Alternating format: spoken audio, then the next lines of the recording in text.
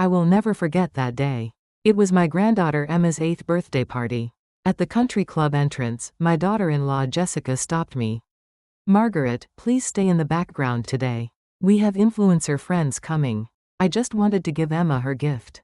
30 years ago, when my husband died in a car accident, I worked double shifts at Boston General Hospital. I put David through MIT on my salary alone.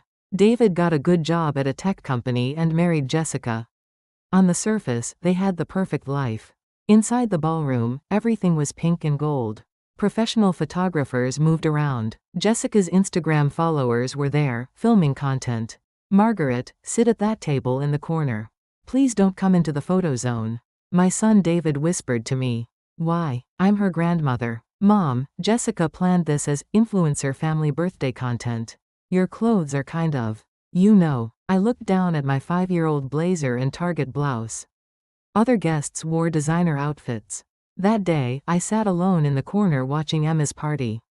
Every time Emma tried to come to me, Jessica redirected her toward the cameras. When it was time to cut the cake, Emma looked at me and waved. "Grandma." "Emma, honey, look here. Smile for the camera." Jessica quickly turned her around. After the party ended, I told David the first was leaving. "Mom, wait. Jessica wants a family photo." "It's okay. I'm going." In the hallway, Jessica caught up with me. "Margaret, wait." She handed me an envelope. "This is from your side of the family's gifts." "About $300? My hands shook. "Jessica, I didn't come for money." "I know, but honestly, Margaret, having you in the photos today was difficult. My followers expect a certain aesthetic. Your Walmart style doesn't fit our brand. If you were in my position, how would you have felt?" I didn't take the envelope. I just left. At home in my small Cambridge apartment, I sat on the couch. Rain fell outside. My phone rang. My daughter Sarah, calling from Seattle. "Mom, how was the party?" "David won't send me pictures." "It was fine." "Mom, your voice sounds wrong." I tried not to cry, but my throat tightened. "Sarah, what did I do wrong?" "Mom, what happened?" I told her everything. After a long silence, Sarah said, "Mom, stop just accepting this. You have the right to choose too." After hanging up, I opened a drawer I hadn't touched in years. An old file box with papers my husband Robert left behind. Documents I'd never properly examined in 30 years. Land deeds, bank statements, and an unfamiliar document. Patent trust agreement. Robert had been a biotech researcher. He'd helped develop a medical device patent. The company paid royalties every time hospitals used it. "It's not much, use it for yourself," Robert had said. I never touched that money.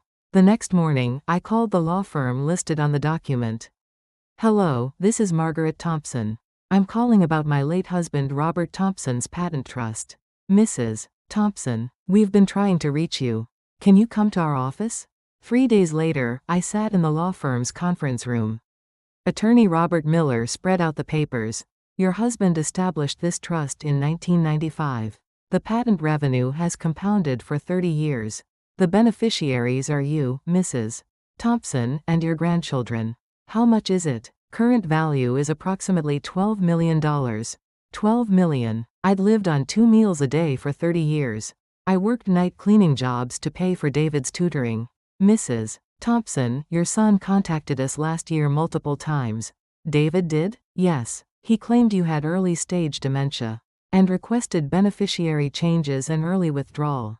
When we asked for your verification, he stopped calling." "I had dementia?" Mr. Miller spoke calmly. "You can change the beneficiaries now. You can exclude your son and daughter-in-law if you choose."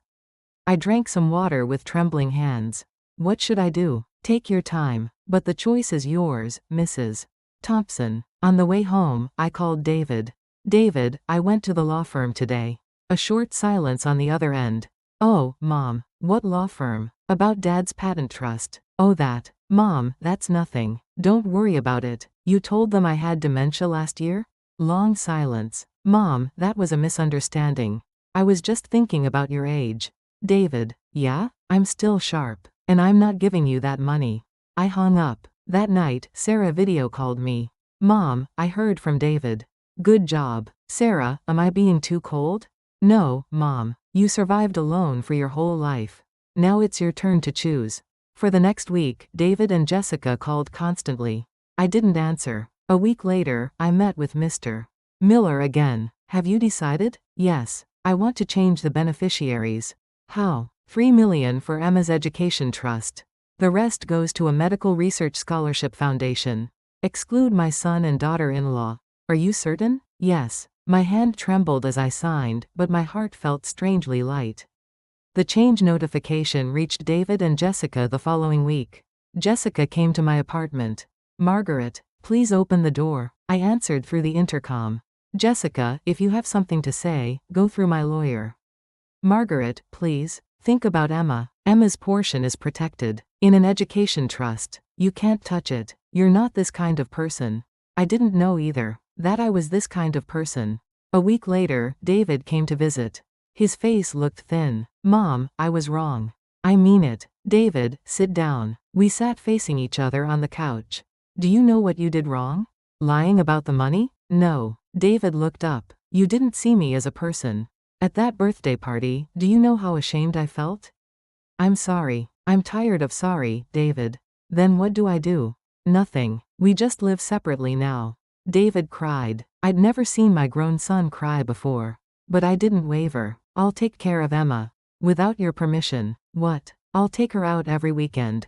If you stop me, I'll file for grandparent visitation rights. How do you know about that? Mr. Miller taught me everything. David finally bowed his head. 3 months have passed. Every Saturday, I take Emma to the public library. We read books and have lunch together. Jessica's Instagram account went private after she posted mother-in-law conflict content and got backlash. David sends occasional texts. I reply briefly, take care. Yesterday Emma asked me, Grandma, does mommy hate you? No, sweetie. Grandma just changed. How? Grandma is living her own life now. Emma didn't understand, but she held my hand tight. Last week was the first medical research scholarship ceremony. I attended personally. 5 students received scholarships. One student said to me, Ma'am, I can continue school because of you. Thank you. In that moment, I understood. The reason I survived all those years wasn't just for my son. Maybe it was for this moment. To reach out to someone else. On the way home, the sky was clear. I was no longer someone's shadow. Margaret Thompson, 72 years old.